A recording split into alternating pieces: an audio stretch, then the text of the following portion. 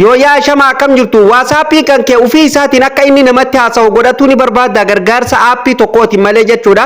WhatsApp irratti hiriyoonni kee yeroo siif barreessan ufuma isaatiin automaatikaalii barreessee deebisaaf jechuudha. Kun online irra jiru online irra jira ufumaan itti hima jechuudha.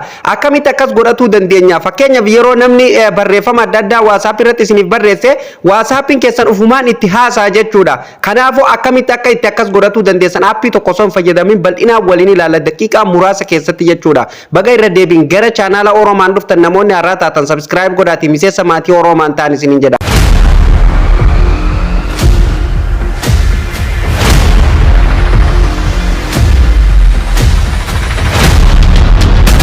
Egaan daawwattoota Oromaan walitti deebinee jira akkuma reef mata duree irraa isiniif tuquuf yaale WhatsAppin keenya haala kamiin barreeffama ufuma isaatiin namaaf deebisuu dandaya osoo nu ittiin barreessin na hiriyaa keenya yeroo inni nuuf barreesse yeroo nu online irra hin jirrelle ufuma isaatiin miiseejii deebisaaf jechuudha. Akkamitti sirreeffatuu dandeenya kan jedhu jechuudha amman isin argisiisaa jechuudha maamiltoota kiyya. Kana godhatuuf jechuudha kana sirreeffatuuf WhatsAppin messengerin hin dalagdu jechuudha. WhatsAppin messengerin isi kana WhatsAppin normaalli kun hin dalagu jechuudha. Asirratti hin hojjetu jechuudha. Sistamni kun settingii kana hin qabu jechuudha. WhatsAppin isin gadi buufatu qabdan jechuudha. WhatsApp biizinasii gadi buufatu qabdan jechuudha. Namoonni baay'een biizinasii tana fayyadamaa jechuudha. Akkamitti kan jedhu keessa seenne waliin ilaallaa jechuudha. WhatsAppin isa kana ani amma WhatsApp keessa seeneetin jira jechuudha maamiltoota kiyya. WhatsApp keessan keessa eega seentanii steepii baay'ee salphaadha jechuudha. Bal'inaan waliin ilaalla.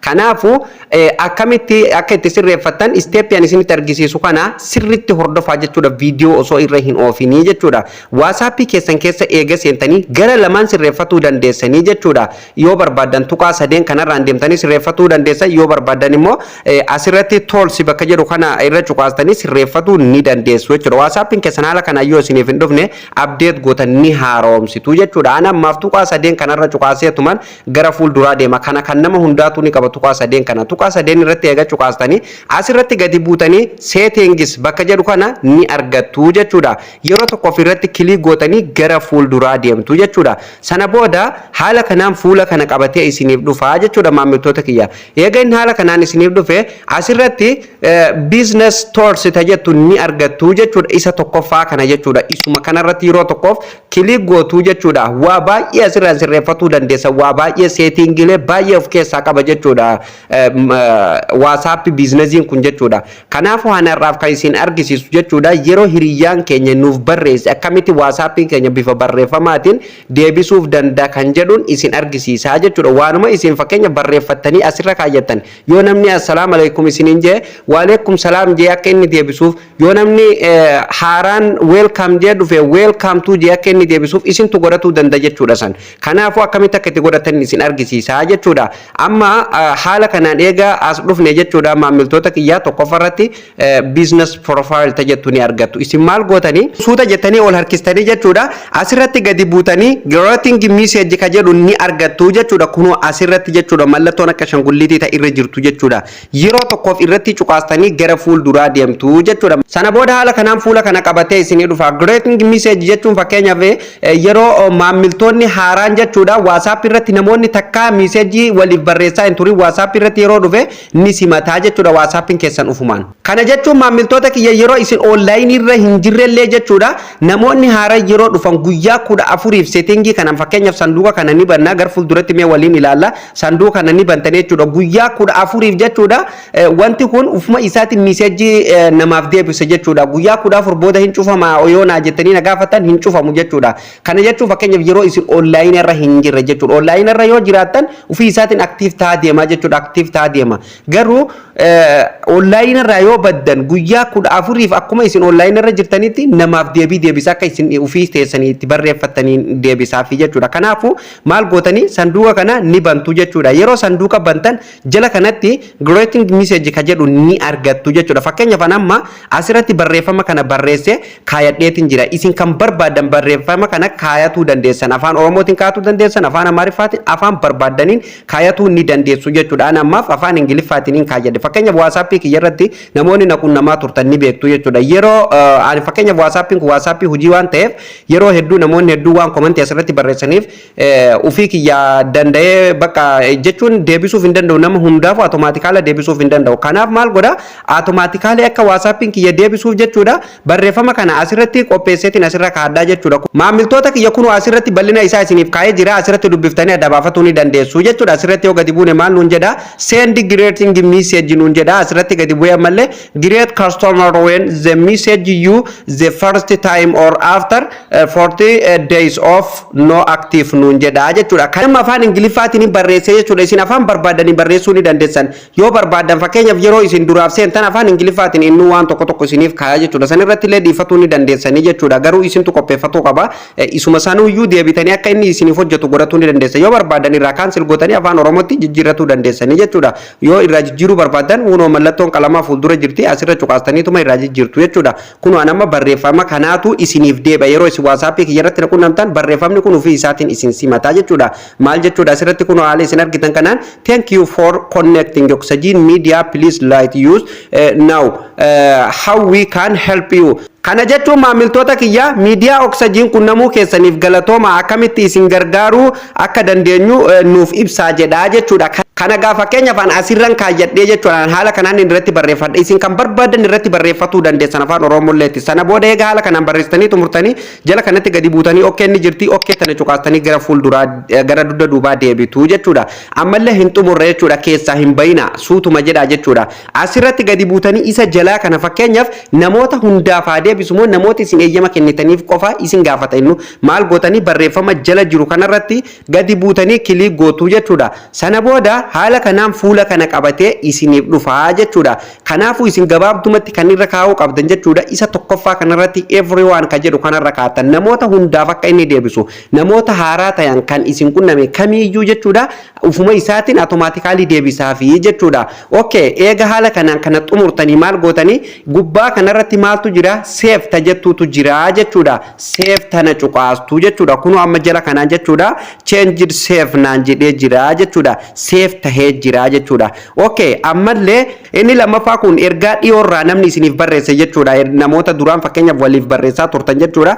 Dhiyoorraa kan isiniif barreesse isa lammaffaa kanarratti cuqaastanii sirreeffattu jechuudha. Voice message ka jedhu kanarratti cuqaastanii ni sirreeffattu jechuudha. Fakkeenyaaf irratti yeroo isin cuqaastan haala kanaan isiniif fida isallee jechuudha. Isallee jechuudha sanduuqa kana ni bantu jechuudha. Sanduuqa kana bantanii dhiistanii jechuudha. Sana booda jechuudha message isin asirratti barreeffattan jechuudha. Automaatikaalii hiriyoota keessan namoota isin duraan waliif barreessaa turtan jechuudha. Maamila keessan kan duraan bilbila keessaa qabdan kallattiin deebisaa fi jechuudha. Kunoo asirratti dubbistanii adda baafatu ni dandeessu jechuudha maamiltoota kiyya. Kanaafuu isa sanillee kunoo malli qaastanii jechuudha afaan Oromoo irratti waan barbaadan fakkeenyaaf isin waan barbaadan asirratti barreeffatuu dandeessan. Amma kanan barreeffadha isin kan barbaadan barreeffatuu ni dandeessan. Sana booda okay jettanii ni jechuudha. Sana booda ammallee isa kanallee gubbaa kanatti save ni jirti save tana cuqaastu jechuudha. Amma save tahee jira jechuudha. Isa sadaffaa kan reefu isin jedhe kanarratti gadi darbee isin argisiisa jechuudha. Isa sadaffaa kanarratti gadi buutanii cuqaastu jechuudha. Kunoo asirratti jechuudha quick replace ka jedhu kana jechuudha. Kana jechuun quick jechuun ergaa ariifachiisaa fakkeenyaaf